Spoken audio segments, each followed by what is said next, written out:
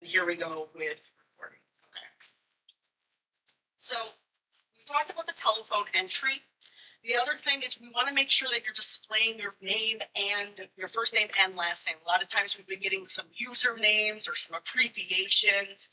Creating a WebEx profile as well as downloading the app on your desktop or using your account when you sign into WebEx, that's going to make it easier for you to always just have your name displayed. Now, going to the status calls, they're going to run as normal. In the past, many times with our post-COVID world, different attorneys have been asking for, Judge, can I have a morning, or I really need something after 3 o'clock.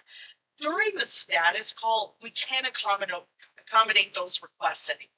So the scheduling is going to give the time that it gives, but all the arbitrators have been told that if you have a conflict, if you're double booked, we'll work with you. If you email us, CC your opponent, we'll do our best to reschedule you as needed. However, at the status call, that's not a time when we can accommodate time preferences, okay? Now, as far as how it's going to work when you join into the WebEx session, remember, especially for those in Chicago, pre-COVID, there was usually a list of the cases that were up for pretrial that pretrial day. Now, that list had line numbers. That was a different line number than what you had at the status call. So the status call had their own line numbers, but when you showed up, right, there was like that podium, and there might have been a list there of all the cases with their own line number. We're recreating that system. That call sheet is going to be available online. That assigned line number that you have for that day is going to match the pretrial, the pretrial breakout session number that you're assigned to. And we're going to talk about how to look that up so you can find that information. So then what's going to happen is you won't have a very specific time that you're designated, okay? It's going to be an hour block. Arbitrators are going to have the choice to put in as whatever number they're comfortable with, how many cases in that block. So everybody's going to be showing up at the top of the hour. So you'll have an assigned hour. You will show up at the top of the hour, automatically go into your breakout session with your opponent, and then the arbitrator jumps from breakout session to breakout session.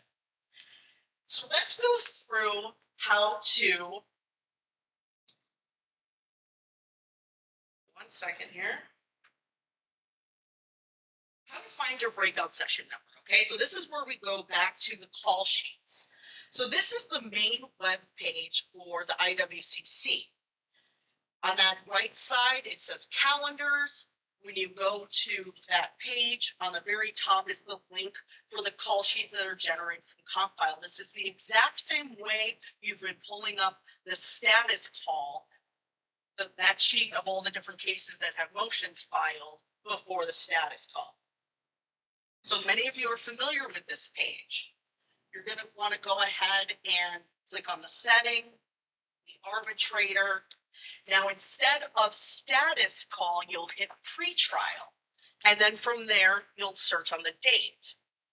Now, on the right, you can see right below where it says date, it says clear all filters, and then bottom right, search. If you're trying to find just everything for your law firm, that's a place where you can enter in your firm name, and you would be able to do that. So I see that Patricia Bender has a question. On the bottom right, you should have a Q&A, and let me see if my assistant here, Whitney, can see if there's a question pending. The only one I have is from Helen Block. Could you please repeat what happens when there are conflicts in schedule? Sure. We'll talk. So yeah, Ms. Bender, if you can use that Q&A to put in any questions, I'll go ahead and answer that. For the other question about what to do if you have scheduling conflict, is that what the question was? Yes. We're going to address that a little bit later, but essentially think about what you did pre-COVID. For example, if you were practicing in Chicago, you did not duplicate yourself and physically stand in multiple hearings. You would be in line for one. You might have told your opponent, hey, I'll be there in a minute. I got to stand in this line for this case. So similar to that, Communicate with your opponent. Tell your opponent, hey, I'm going to be a little late. I got to jump into one room. Let the arbitrator know in the first room that you're double booked. We'll do our best to accommodate you and hear you first. So just think of it in terms of what did you do pre-COVID? And we'll go over those again later. So as far as going back to the call sheets, once you pick the date or look up your firm, you'll be able to see what's listed for the arbitrator on that date. And then that's what's going to be your sequence number. Now, if for whatever reason you forgot what time you were assigned, what hour block, there is a way to check on that. On that bottom left, you'll see that blue arrow and a plus sign. When you put that down, it will say the set time. Now, because of the compile scheduler, it's going to say like 2:03, 2:06, 2:09. It's always going to be at the start of the hour. Okay, so keep in mind that even though the scheduler is going to say something like 2:03, that means 2 o'clock, always at the top of the hour. Now, those sequence numbers or line numbers, I use those words interchangeably, that's going to be what is your breakout session number. So sequence number, line number is the same as what room you've been assigned to when you get to the breakout sessions. So now let's talk about how to actually join a breakout session in WebEx. So when you log into your WebEx and you start the meeting and you've joined, you will see on the top menu that says breakout sessions, a drop-down menu appears, and then you'll see that you can join breakout sessions. Once you roll your mouse over that, a larger drop-down menu appears and you'll see numerous sessions, okay? For whatever reason, this is not a numerical order. I don't know why WebEx does it that way, but I want you to keep in mind as well that if you're not seeing all of the numbers, the way to scroll down is a little tricky on this. There's a bottom arrow that you would have to click to keep going down to find your number. Very often we found that attorneys say, hey, I'm not seeing my number here. I can't scroll down. You can, just look for that bottom arrow. Now, another way to do this, and actually what might be more helpful for people, is to use the Participants tab. So when you click on the Participants tab on that bottom right, it's going to pop up an option to show all breakout sessions, and you'll get another window that has a list of all the breakout sessions. This is extremely useful. So here you can see, for example, in breakout session 2, it says parentheses 1. That means that there's one participant in the room. The other ones that say 0 don't have anyone in it. So you're actually able to see who is in each room, and you can see where the arbitrator is. Now, keep in mind, because we're going to be accommodating people who are booked or whatnot, we might not be going in chronological order, but many would. So you'll have an idea as to where the arbitrator is. So you can actually also see who those participants are by clicking on that arrow that you see to the left of the word breakout session. That will actually drop down and you'll see those individual participants. So to join any of the room, you just click on join. So for example, this is the perspective of someone, let's say a petitioner's attorney, logging in. Now, if you look at the very, very top of that, you'll see it says, WebEx meeting, meeting info, breakout session 2. That's another way for you to remember what actual breakout session you're on. So if you get a little confused, you can do it that way. Now, in order to leave a session, keep in mind there's a difference between leaving a session and leaving a meeting. If you're leaving the session, you're going to go right back to that main meeting room. So you're still in that arbitrator's room. You just left the breakout session. If you're trying to leave WebEx, you're trying to leave that arbitrator's meeting entirely, you're going to want to click on the option that says leave meeting.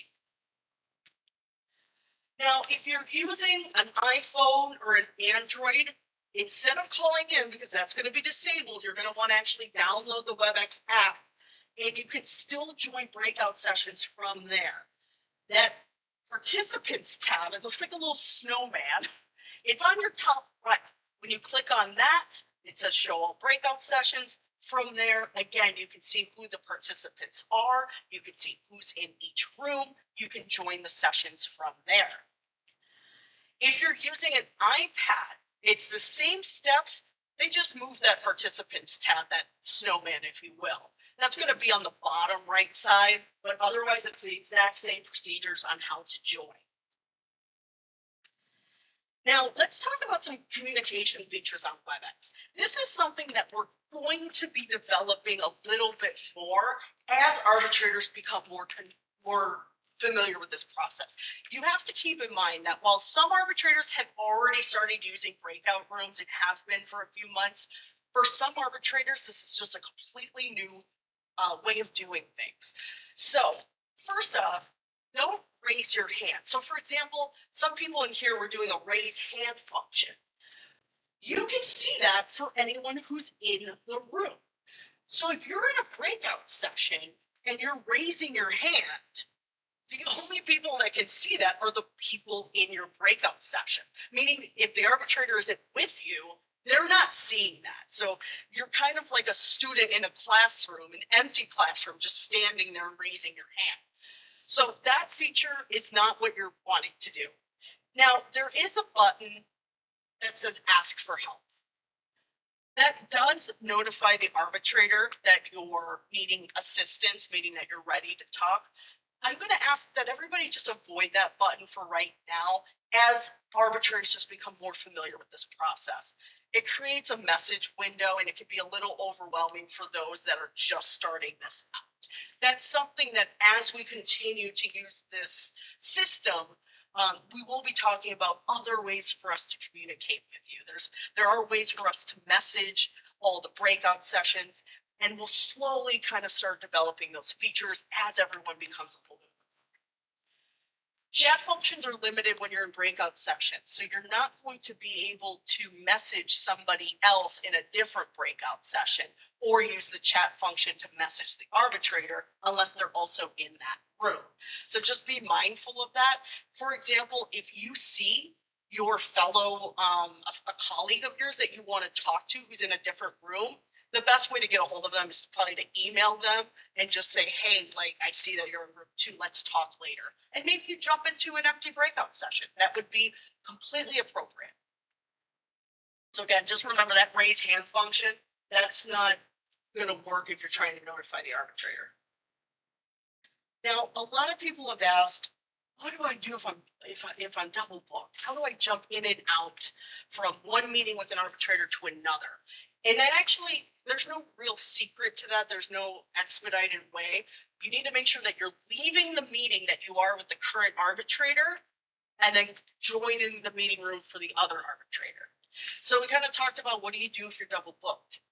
When you're first coming into that meeting room from the lobby and you're about to go into, let's say you're in breakout session 5, there's nothing inappropriate about saying, you know, Arbitrator Sinnen, I'm actually double booked with Arbitrator Hickey. My opponent and I, we're here, we're ready for you are, we'll be in room 3. I'll go to room 3 first. That way you can move on and you will have told your opponent that you have the case up with Arbitrator Hickey that you're going to be running a little late. We'll know that. We'll wait for you. We'll be as accommodating as we can. So you do not need to have 2 devices. You don't need to have your phone up and your computer up and maybe even another iPad device so that you could be in 3 places at once. We don't want you to do that. Many times I've gone into a room to talk to attorneys and I have someone doing this to me because they're on the phone with a different arbitrator. You wouldn't stand in 2 lines at the same time. So you can use one device and jump back and forth. So how can you do that a little quicker? Now, on that bottom right, you're maybe very familiar with the chart that we have built on the website. It's a lot of information. I acknowledge that. It's hard to read. It can be very confusing. You click on the wrong link. What I really recommend is making a cheat sheet that is a little bit easier to use. All of the URLs for websites for our meeting rooms are practically the same. It's always illinois.webex.com/meet/the arbitrator's username. And that arbitrator username is generally going to be the first name, period, last name. It's the same as our email addresses. So if you just click on that, so if you use your favorite browser and just put in that website, you will automatically go into that room. You can either do that through the website, or as you see here, if you download the WebEx meetings on that bottom left here, there on the bottom is join a meeting, and you would just enter that information there. So this will make it a little faster to exit one meeting, go into the next one, and it will just be a little quicker for you to go from room to room. So let's remember, you got to know your breakout session number before you join the meeting. Because if you don't know what breakout session you're going into, the arbitrator may or may not have a list available. Maybe they don't. So it's your responsibility to know what that breakout session number is before you join the meeting. No more call-in. If you have to use your cell phone, you're going to need to use the WebEx app, okay? The guidelines also ask that we turn our cameras on, okay? So the chairman for all proceedings, that includes the status call, when you're speaking, cameras to be on appropriate dress attire. And then lastly, you want to make sure that your full name is being displayed on WebEx. The easiest way to do that is create an account, have your name, it will show up every single time. Now, a lot of arbitrators in the last month have asked, or a lot of attorneys have asked, like, when am I supposed to email the arbitrator? When am I not? The best way, and I've spoken to all the arbitrators, and we want to create some consistency across the board for everybody. If you have a case below the line and the parties, both of you, don't need the arbitrator, let's think back about what we did pre-COVID. You don't need to wait. So if the two of you are in a breakout room, you've talked about your issues, you're good, you don't need the arbitrator, and you're a below the line case, log off. You don't need to send me a follow-up email. You don't need to send any arbitrator a follow-up email. You can just log off, just like it was pre-COVID. You didn't show up, okay? You just left after meeting with your opponent. If you don't plan to attend, so maybe you spoke to your opponent earlier in the day, you've resolved your issues, just send us a courtesy email, and that's more for scheduling purposes. We might want to reschedule another case in that time slot. So it gives us an idea as to how many people are going to appear in that hour block. So if you plan to no-show, send us a courtesy email ahead of time. Now keep in mind, you might not get a reply email from us. You don't need to appear. So below the line, you don't need us. Send a courtesy email if you plan to no-show. You don't need to appear if you don't hear back from us. You likely won't. We get so many emails while we're in pre-trials that we can't simultaneously focus on pre-trial and handle email. So you won't hear back from us. Your email is sufficient. You don't need to attend. If it's a red line case, you're going to want to contact your arbitrator before signing off or not appearing. Okay, so that's different. If it's a red line case, make sure you're good with your arbitrator. Don't just assume it's RTC. But if it's below the line, you don't need us. Just let us know if you don't plan to show up. Also, some general guidelines, and this is kind of what we talked about before. If you're double booked or have a conflict, just let us know. All the arbitrators have been told to do the best to accommodate you. So let's say you have a dep at 3. You don't need to tell your clerk that you have to close out the entire day because you don't know what time you're going to get a status call. If you happen to get a time that's right in the middle of your dep, send your opponent and I an email, see if you can reschedule or move the time. We'll do our best to accommodate you. If you think your pre-trial is going to be, let's say, a solid 15 minutes or more, you might want to give the arbitrator a heads up. Let's see, maybe a lot of other people are TC'd for the block and we'll have plenty of time, or maybe we'll need to reschedule to give you the adequate time. We don't want to have to rush people off, okay? But we want to use our time efficiently. And that's very similar to pre-COVID. There might have been a line. You might have wanted a more substantial pre-trial, and the arbitrator would say, wait until my line dies down. So that's very common that you might need to reschedule if you think you're going to be needing more than just a brief check-in. Additional resources, and this is going to be part of the handout. If you're having trouble with WebEx, WebEx has an excellent site with different help features and ways to contact them. If you're looking for more training videos, and that's including this recording, if you need a refresher, we actually have a YouTube page. So I know that website there it's a long website address, but if you just go to YouTube and search for IWCC comp file, the channel appears and there's all the training videos. That includes videos that I've created, and some of them are in more short form, as well as training videos for comp file if you need a refresher on how to file a claim, file a motion, things like that. Again, if you're having trouble with comp file, they have an email address, phone number. They also have a resources page on the IWCC website. So let's practice now. Do we have any, I guess before we answer, let's go to Whitney real quick. Do we have any more questions?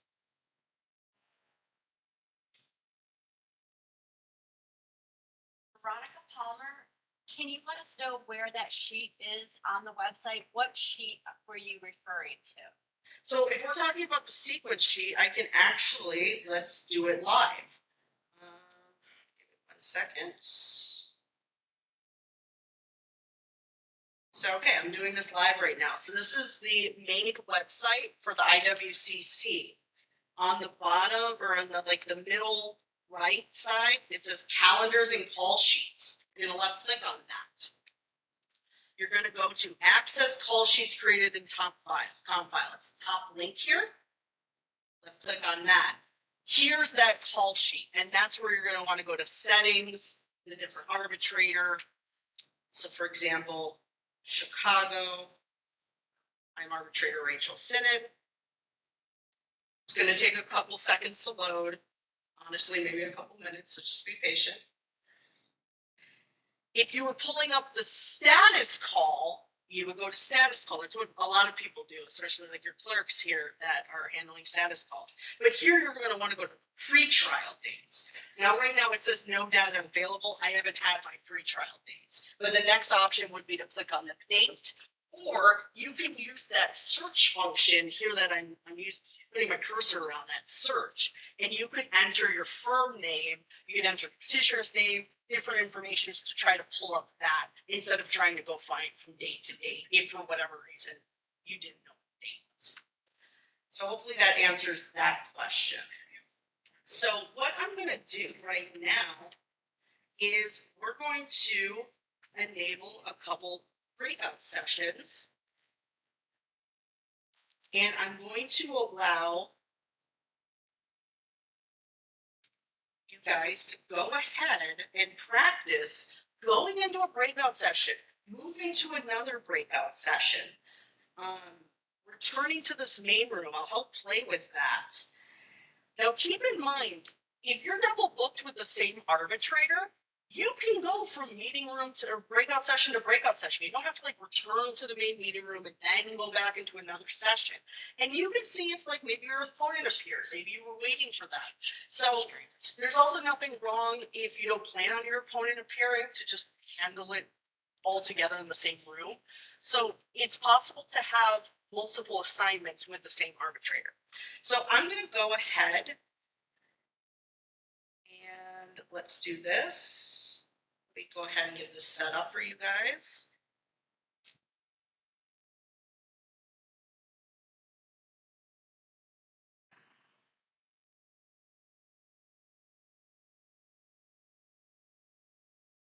And let me have you guys practice that, okay? So go ahead and join your session. Jose, if you could go ahead and join room 2. Go ahead and join your breakout session. Bounce from one to the other. Come on back here so I can see you guys as you're doing it. We got a question regarding videos about exhibits. Right now, there are no video. I guess if maybe somebody could expand on that. We're talking about having them in comp file. Whitney, is that what you're seeing? Yeah. So right now, exhibits do not need to be submitted into comp file for trial. That might be a later release, but right now they're printed like they are normally and submitted in person. So as far as any training videos on doing that in comp file that wouldn't exist yet, that's not a requirement.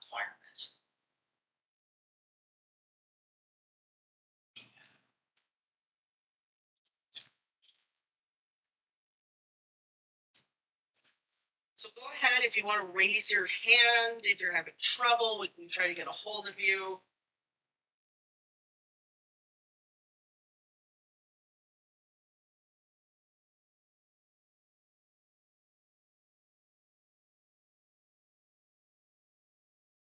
Do you guys see people in your room?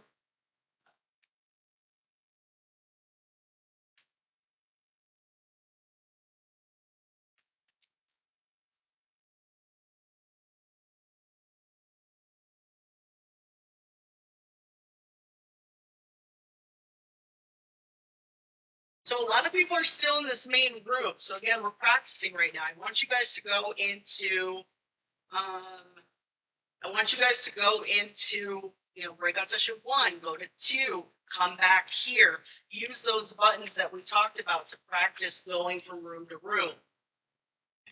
So if you're still in this main room, practice going into 1, practice going into 2, you should be able to see that. It might look a little different. This is technically called a webinar instead of the personal meeting room just because of the size of it, but it's the same features.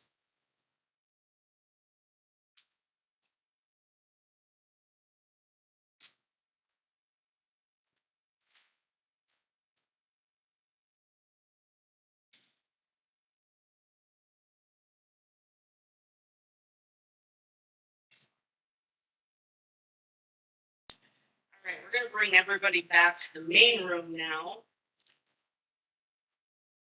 Breakout sessions are going to close in an hour. So, when breakout sessions end, if the arbitrator ever ends them, you might get a prompt that they're about to close. Usually the arbitrator keeps it open. I wouldn't close my breakout sessions unless there was nobody here. So I'm happy to go over any additional material, answer any questions at this time. What else can I do to help? This stuff is going to be available online again. And if needed, we might have additional training sessions as we start this process.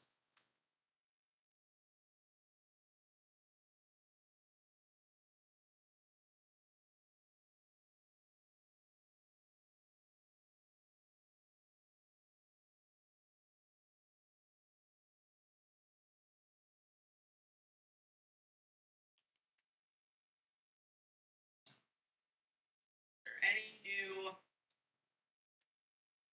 So I've got some questions here about trials going to be virtual. So pre-trial status call are going to be remaining virtual on WebEx. All trials, anything on, with live witnesses on the record, are in person.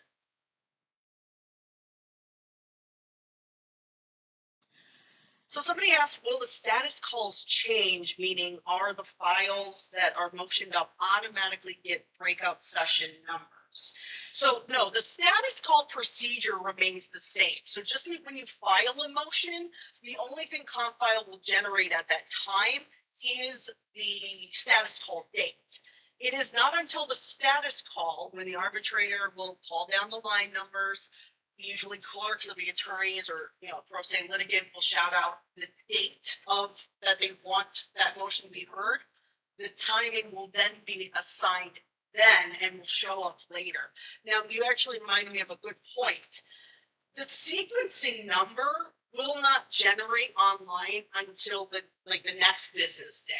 So while the results start to show up as the arbiter enters them into Compile, the sequence will not appear until the next day. I hope she doesn't So think that the arbiters have been told that on the day of the status call, they're either doing it during the status call or immediately after to enter those results. And then overnight, that next morning, you should be able to pull up the sequence number.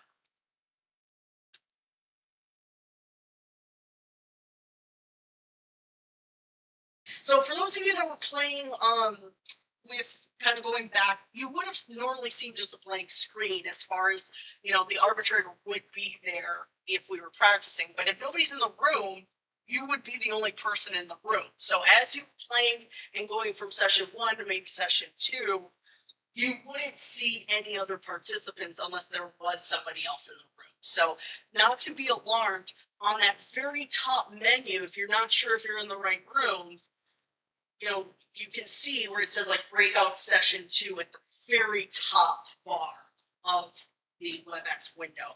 Also, you can always use that participants tab to see who's in that room. Question about oral arguments remaining online. I believe Chicago has moved in person, and I think there are plans to move downstate person. I don't know if that's, don't quote me 100%. I believe Chicago's moved back in person. I think downstate is still online. Any other questions?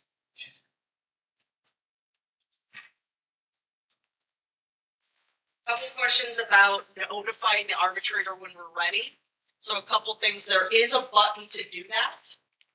Hold off on that. That's an ask for help button. I'd ask that you just hold off on that while arbitrators are getting more accustomed to it. Again, remember the raise hand, that's not communicating with the arbitrator.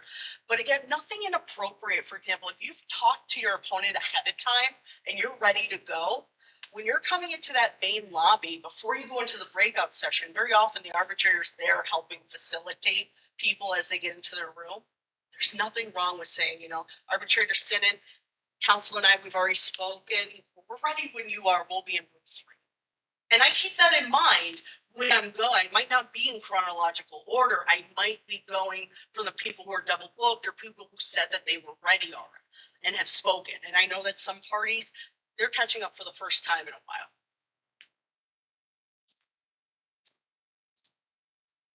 So it sounds like somebody was having some audio issues with hearing me about exhibits. Exhibits are still printed. They're still printed and submitted in person at the trial. File, we're not doing that yet. That might be something we do in the future about having those online, but not yet. Everything's going to be printed.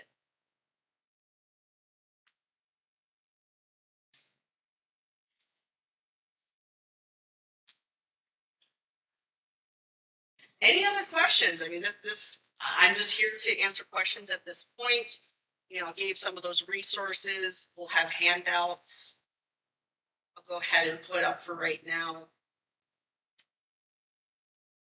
Repeating those websites that are available. I really urge people to go onto the YouTube channel. There's a lot of individual, short 1-minute photos of how to use your cell phone, how to join a room. So I've kept those so that they're not always lengthy visits. A previous training video done with WICLA is available there. If you're looking for CLE credit, you're going to need to log with WICLA and watch the video through that website. But if you're not a WICLA member, you can just watch it then on YouTube. There's other videos there for CompFile as well. So that's a really good research. And there's always going to be new videos as people have asked me to create. Are we seeing any other questions? All right. Well, thank you so much for coming. Again, you'll see email blast out with a handout and reminding you that the YouTube has this recording available. Let's give that a couple days. And thank you so much. So I can just stay around here for another couple minutes, answer any last minute questions. But thank you.